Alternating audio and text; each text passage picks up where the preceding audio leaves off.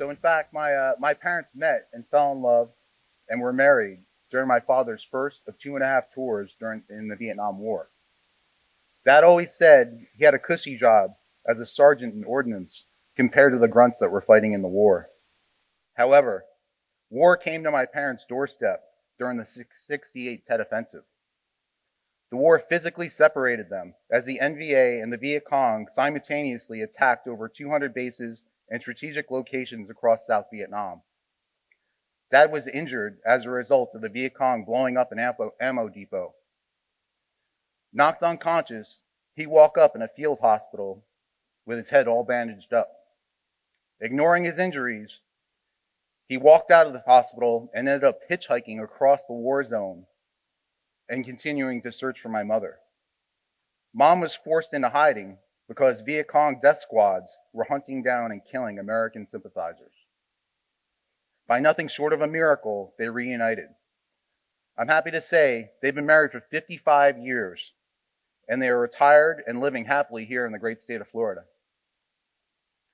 The 5 veterans in my family who came before me all served in the Army. I ended up being the first Marine.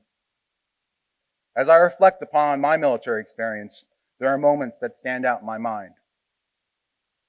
Walking across the parade deck on graduation day at Parris Island, the first time I wore my dress blues, the shared misery of training, being conditioned to be physically strong and mentally tough, the camaraderie of knowing my 5-man team better than my family, my first airborne jump, landing in Panama and being told we are in a state of war, realizing the magnitude of the situation when I was selected to be part of a detail that placed Marine Lieutenant Robert Paz's body on board a plane in a flag-draped coffin. The moment when the Panama invasion kicked off and all at once the night sky lit up with tracer rounds and the sounds of jungle were replaced by the sounds of war. Dozens of planes flying overhead, dropping thousands of paratroopers into combat. Hearing rock music playing, and it was blasting after Noriega was surrounded and held up at the Vatican. The following year, I was deployed to Desert Shield and Desert Storm.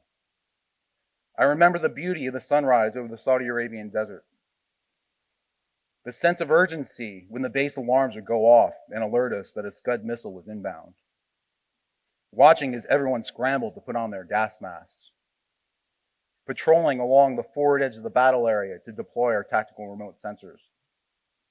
The routine of digging a shallow grave to sleep in next to a fighting hole over and over again as we moved through the desert.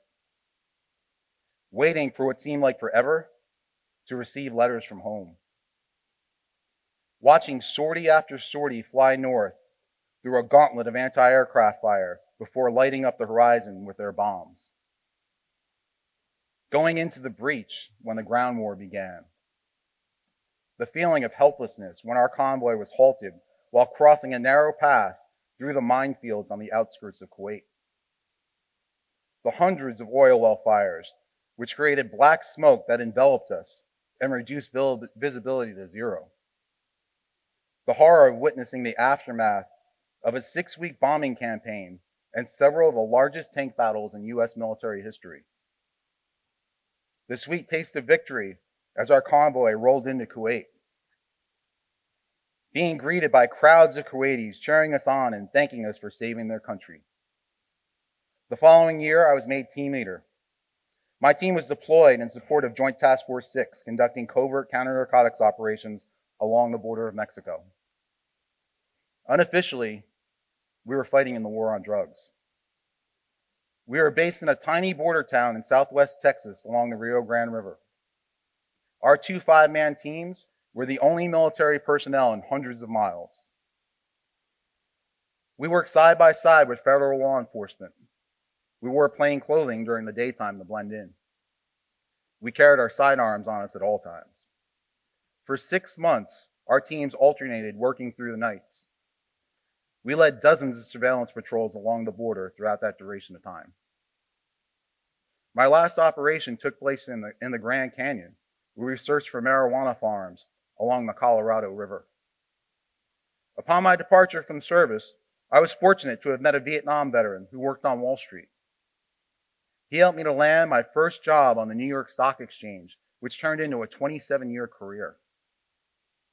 I worked my way up from the very bottom, from grabbing lunches to becoming a specialist market maker, arbitrage trader, managing director, and eventually partner. At one point, I managed a portfolio with a combined market capital of over $750 billion. More importantly, I met my wife of over 20 years on the NYSE trading floor. We were newlyweds commuting on the morning of September 11th, 2001, when our train arrived at the World Trade Center. We were 2 blocks away when we heard the first plane hit. When we reached the trading floor, we watched the news, which showed the North Tower engulfed in flames. Due to the delay between real time and what you see on TV, we initially felt the entire stock exchange shake like an earthquake was occurring.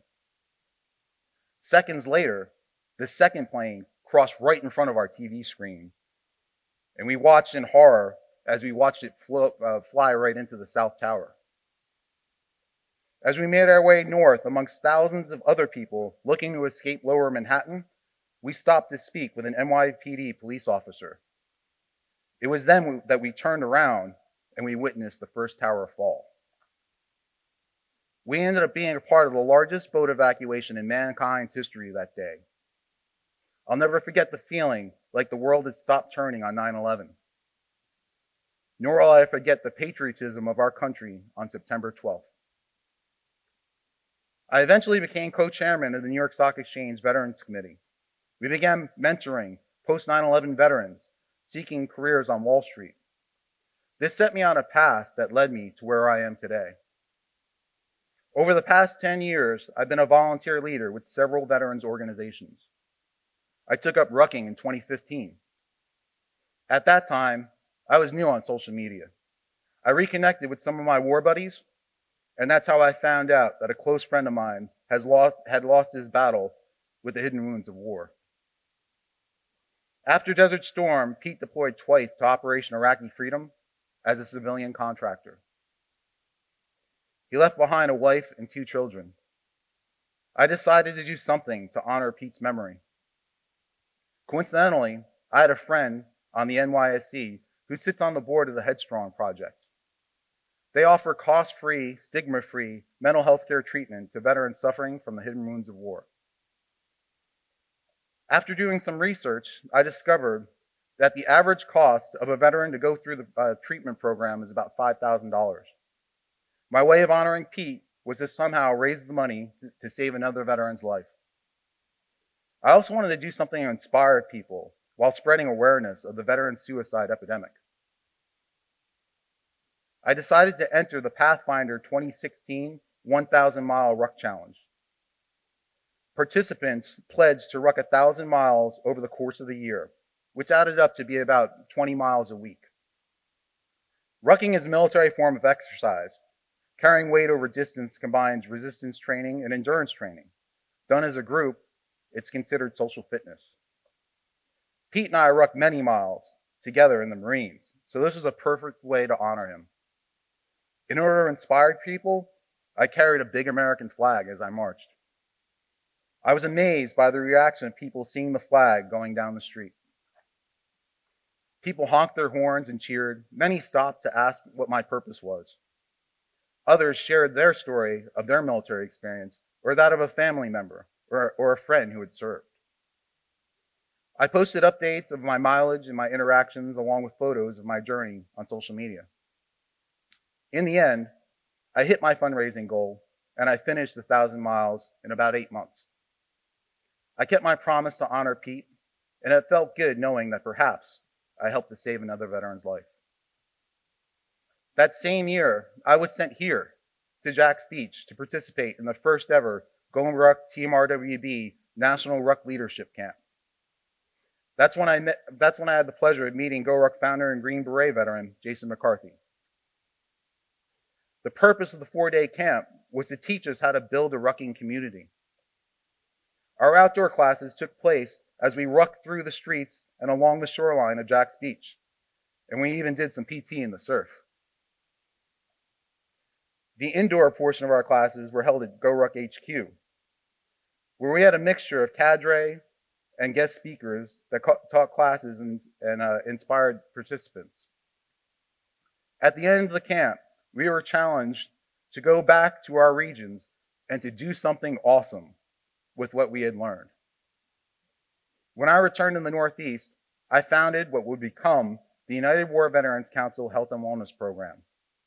The program focuses on healing at-risk veterans who are dealing with a multitude of issues, including post-traumatic stress, traumatic brain injury, substance abuse, homelessness, and legal complications by way of holistic, therapeutic, and social fitness outings. This all began with a simple idea of taking at-risk veterans rucking for the benefits of social fitness.